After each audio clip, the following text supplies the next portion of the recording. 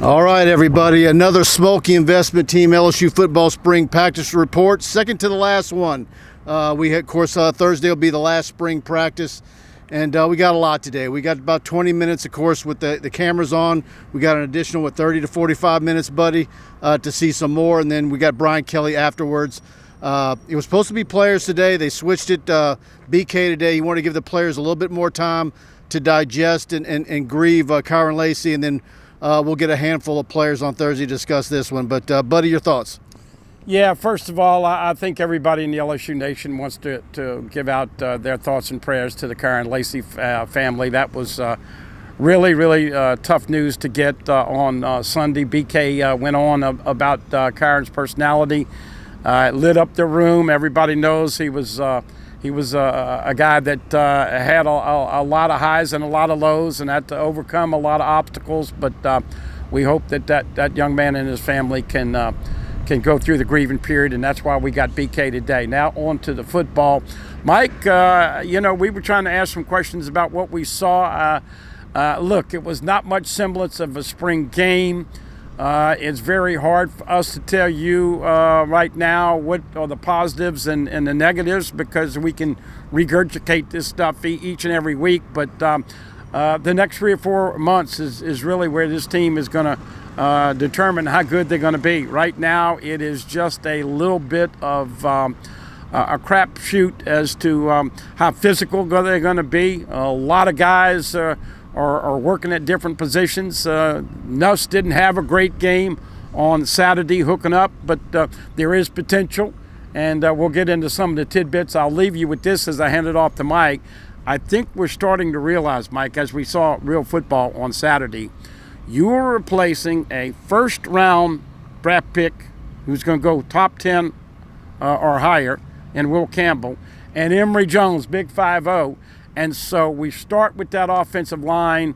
Got to be better, but there's a lot of potential. But who knows how those guys are going to look like on the night of August 30th. But I think people have got to put that in the noggin and realize you are losing both of your tackles, and Nuss is going to be under pressure quite often this year. I'm not worried about Nussmeier whatsoever. Whether he had multiple touchdown throws on Saturday, I couldn't care less about that. I know what he can do. I know how talented his wide receivers are. I like the running back room. It all hinges on that offensive line, bottom line. And the tight ends, fell in love with Bauer Sharp throughout the spring.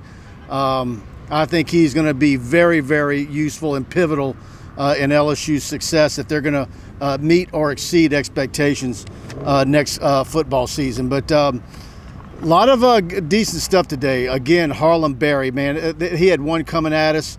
Probably the best catch I've seen all spring was from Chris Hilton today. Hit the ground hard as well. And I kind of jokingly said, months ago I would have said, had he hit the ground hard like he hit after an insane reception. I so wish that was during a period that we were filming so y'all could see that exceptional. He dove for a ball, stretched out for it, brought it in cleanly. He was well covered, hit the ground full speed hard. And a year ago we just said, that's another injury. Pops back up, and I joked now he's like Cal Ripken.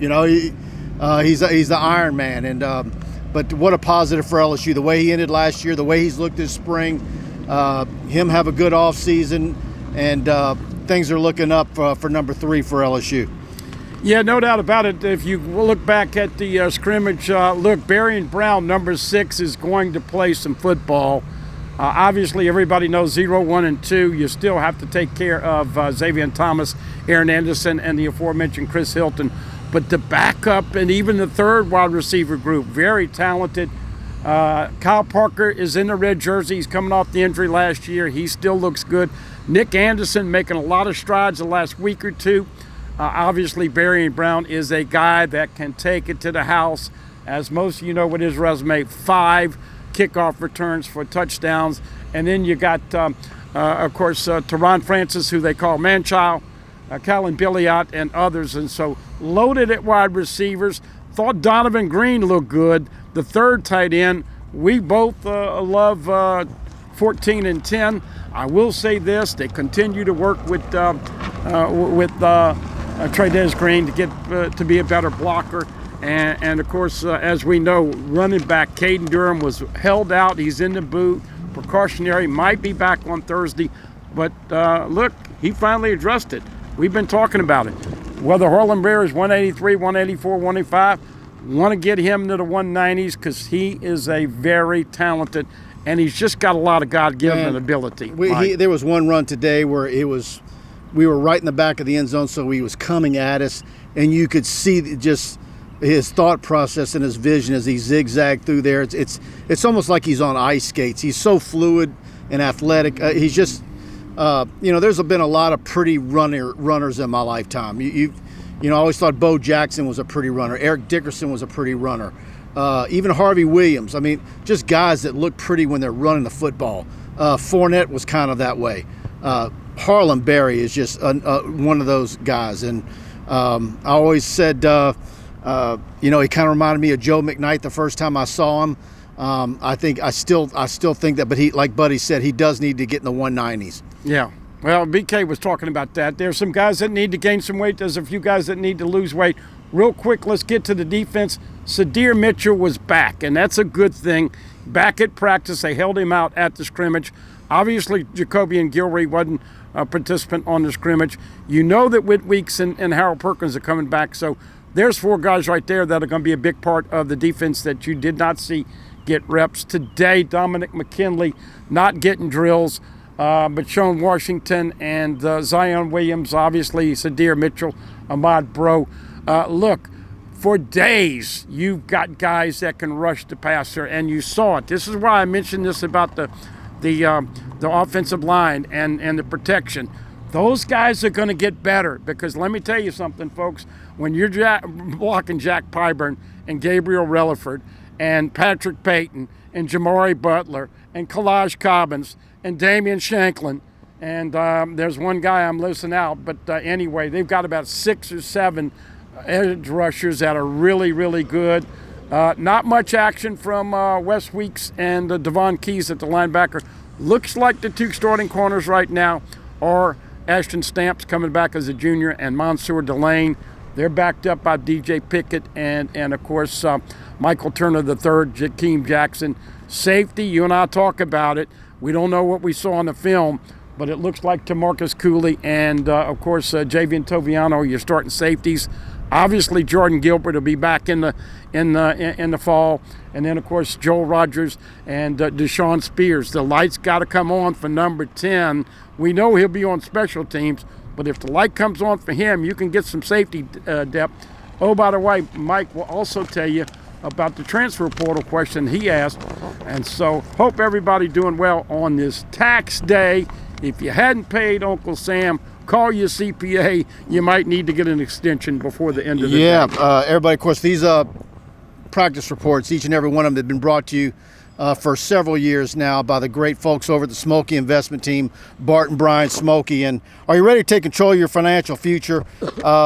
Time is running out with market fluctuations and economic uncertainty. Now is the moment to act. Don't let another day pass without a solid financial plan in place. At the Schmolke investment team, their experienced financial advisors are there to help you navigate these challenging times. From retirement planning to investment strategies, they provide personalized strategies tailored to your needs. Don't wait until it's too late. Give them a call at 318-448-3201 or visit www.smolketeam.com or stop by their office at 128 Versailles Boulevard in Alexandria today. Your financial future depends on the decisions you make now. Securities and advisory services offered through LPL Financial, member FINRA/SIPC. All investing involves risk, including loss of principal. No strategy assures success or protects against loss. Again, Bart and Brian Schmolke. Make sure to let them know Tiger Bait sent you in. They big LSU fans, of course, and have been sponsoring these practice reports every spring and fall with us for multiple years now, and we greatly appreciate them doing that. Hit the like button if you're enjoying this video, and if you haven't subscribed already, hit the subscribe button and the notification bell. Buddy brought up my question to Brian Kelly about the transfer portal. Did he expect to be active? He basically said, I like my roster the way it is now. I would take it to the bank. He doesn't think that, he would like a 0 for losing guys off his current roster.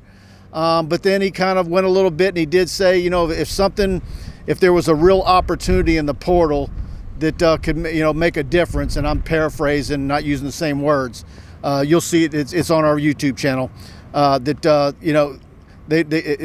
They'd be interested in exploring those avenues. But he's not going to say, oh, we need this, we need that, we need this.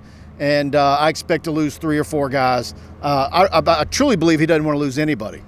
Yeah, no doubt about it. By the way, Colin Hurley is back on the team. He came back on the team on Saturday. Everybody welcomed him back out there today for his first spring practice.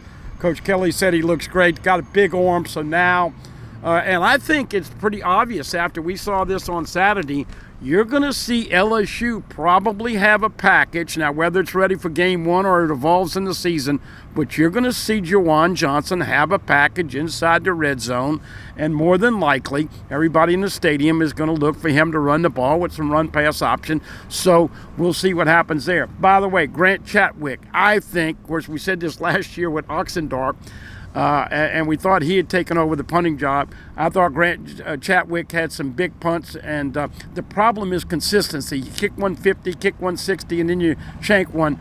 But look for Peyton Todd to probably be the holder. Jonathan Ferguson's the only snapper on the team. They'll bring in Silas Hall with the early enrollees for the fall camp.